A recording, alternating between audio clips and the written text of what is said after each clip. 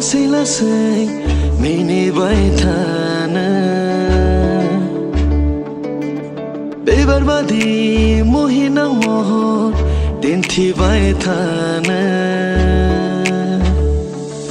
आंनि बायलं गोसोआव आंनि सिमां रायजोआव गेलेबाय थानो आंनि लोगोरि जानानै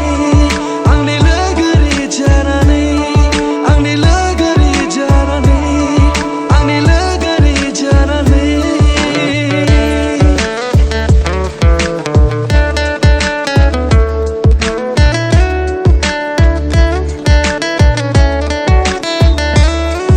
आंनि आखायाव नोंनि आखाइ थागोन सुरफागोन नों आगान नोंजों लोगोसे आंनि नोजोराव आंनि मिजिङाव थाबाय थानो आंनि लोगोरि जानानै आंनि लोगोरि जानानै आंनि लोगोरि जानानै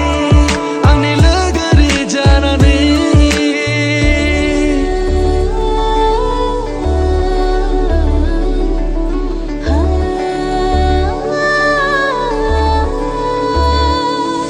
आंनि गोसोनि बिबार बारियाव जिरायफै नों अराय आंखौ नेनानै आंनि हारसिङाव आंनि निराशायाव